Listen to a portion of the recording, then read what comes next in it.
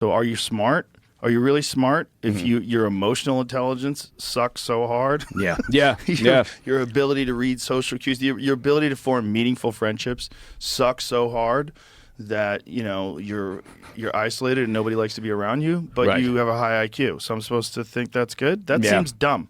I mean, it works for some people, I suppose. It doesn't though. Well, That's a recipe for an unhappy life. So that's stupid. Yeah. Well, I mean, you never know. You get somebody they're a brilliant scientist and they have very little social life. Maybe they're happy in the science lab. I don't know. That's true. But That's true. There's a few of those out I there. agree. Empathy is. I mean, we try to work with our kids all the time on that, right? I mean, you want a well-rounded kid. Our job is to raise not average children, but you Yes. want them to be well-rounded. Yes. And empathy, being able to read social cues, read a room, that is super important. My kids are all very kind, and I love that.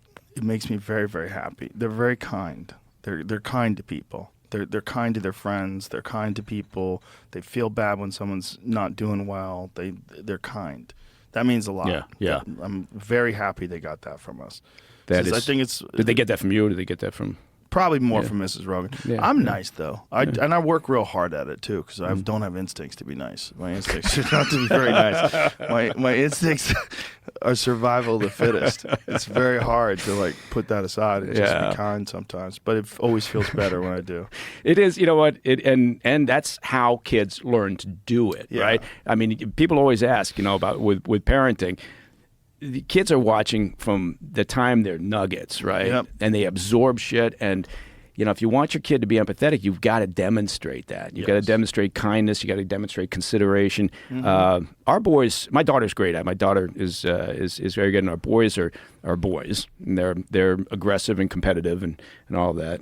But I think ours probably follow the traditional sort of multi-kid path, right? So like the oldest boy is empathetic, right, and kind and considerate. The youngest boy is probably a savage.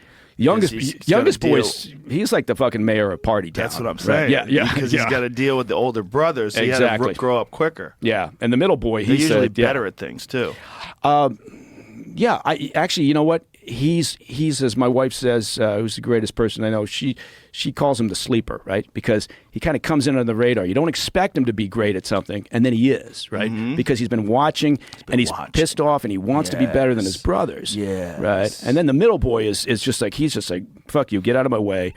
He's the basketball player. He's down in at his own IMG. He's into his own thing, and he's a great kid, but he's just like, this is what I'm going to do. I don't know what you're doing or what you're doing, but here's me. He's right? got to focus. Yeah, that's because there's very a lot of focused. people around. He realizes he can't concentrate on other people being happy. Got to do what he wants to do. Yeah, that's right.